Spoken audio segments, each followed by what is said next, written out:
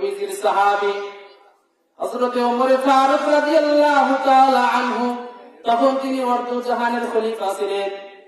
একবার তিনি প্রজাদের খোঁজ খবর নেওয়ার জন্য রাত্রিবেলা খালি পায়ে হাঁটাচলা করতেছিলেন। এমন তো অবস্থায় এক প্রজার সাথে সাক্ষাৎ। ওই প্রজা আমির মুমিন হযরত ওমর ফারুক রাদিয়াল্লাহু তাআলা আনহুকে দেখে বললেন, ওগো আমির মুমিনিন, আপনি তো অর্ধ জাহানের খলিফা, আপনি কেন খালি পায়ে হাঁটাচলা করেন?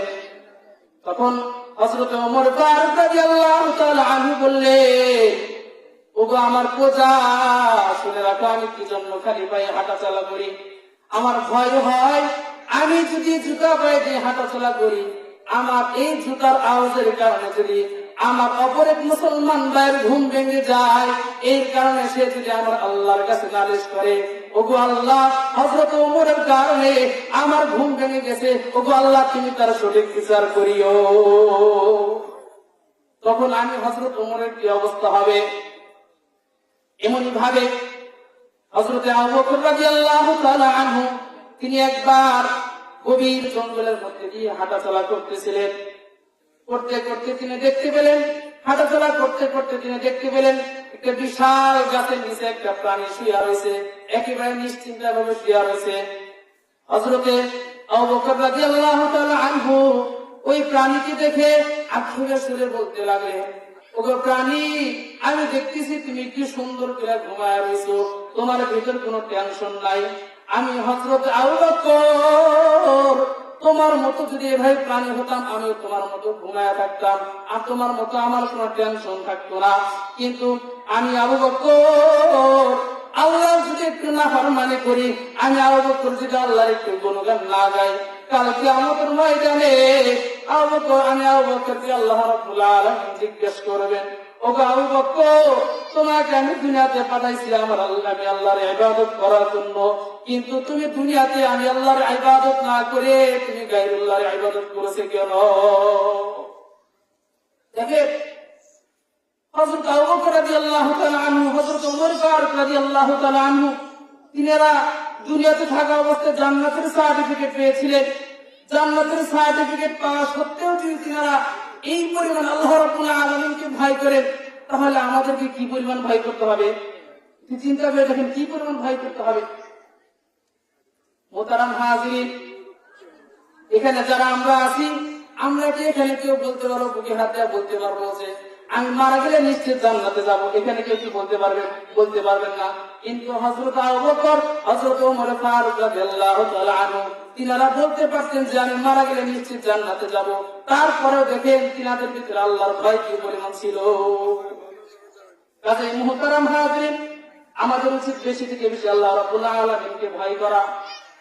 এমনি ভাবে মিশকাত শরীফের হাদিস, বনি ইসরায়েলের যুগে এক ব্যক্তি, সে জীবনে এমন কোন গুনাহ নাই যে সে করে নাই। মোট কথা, সে জীবনে যতদিন বেঁচে থাকছে সর্বদাই আল্লাহ নাফরমানি করেছে, সর্বদাই আল্লাহর গুনাহ করেছে, কোন সময় আল্লাহর জিকির আজকার করে না। ওই ব্যক্তি যখন মৃত্যুর শয্যায় শায়িত হলো, তখন সে তার সন্তানদেরকে ওসিয়ত করলো, ও বাবা, আমি তো দুনিয়াতে অনেক খারাপ কাজ করেছি, আমি যদি এই অবস্থায় মারা যাই তাহলে তো নিশ্চিত আমি জাহান্নামে চলে যাব। তো বাবা শোনো, আমি তোমাদেরকে ওসিয়ত করে যাই, আমি যখন মারা যাব তখন তোমরা আমার লাশকে এভাবে মাটিতে দাফন করবে না, তোমরা আমার লাশকে আগুনে পোড়াইবে। আগুনে পোড়ানোর পর যখন আমার লাশ একেবারে ছাই হয়ে যাবে, তখন তোমরা ওই ছাইকে দুইটা ভাগ করবে। দুইটা ভাগ করার পর এক ভাগ তোমরা জলের সাথে ভাসিয়ে দিবে, আর এক ভাগ তোমরা বাতাসের সাথে উড়িয়ে দিবে, যেন আমার আল্লাহ আমাকে একত্রিত না করতে পারে। হাদিসের মধ্যে বলা হয়েছে, ওই ব্যক্তিকে আল্লাহ রাব্বুল আলামিন কাল কিয়ামতের ময়দানে উঠাবেন। উঠানোর পর ওই ব্যক্তিকে আল্লাহ রাব্বুল আলামিন জিজ্ঞেস করবেন, ওগো ভাই, ওগো আমার বান্দা, তুমি তোমার সন্তানদেরকে ওসিয়ত করেছে কেন? তখন ওই বান্দা আল্লাহ রাব্বুল আলামিনকে বললে, ওগো আল্লাহ, আমি আমার সন্তানদেরকে ওসিয়ত করেছিলাম এই কারণে যে আমি যদি মারা যাই তাহলে তো আমি নিশ্চিত জাহান্নামে চলে যাব, আর আমাকে যদি দাফন করা হয় তাহলে আমি নিশ্চিত জাহান্নামে চলে যাব। কাজে কাজে আমি আমার সন্তানদেরকে পড়ানোর জন্য ওসিয়ত করেছিলাম এই কারণে, যাতে আপনি আমাকে একত্রিত না করতে পারেন। আর আমাকে এইভাবে একত্রিত না করতে পারলে তো আপনি আমার হিসাব নিতে পারবেন না। কাজে আমি আমার সন্তানদেরকে এই কারণে ওসিয়ত করেছি। তখন আল্লাহ রাব্বুল আলামিন ওই বান্দাকে বলবেন, রে বান্দা, তুই যে সারা জীবনে আমার যে ইবাদত করস নাই, জিন্দিগি ভরা যে তুই শুধু আমার পাপী করে গেছস, শুধু গায়রুল্লাহর ইবাদত করে গেছস, শুধু মৃত্যুর সময় যে একটু আমাকে ভয় করেছিস যে আমাকে এমন অবস্থায় যদি মাটি দেওয়া হয় তাহলে আমাকে আল্লাহ একত্রিত করে আমার আল্লাহ আমার কাছ থেকে হিসাব নেবে।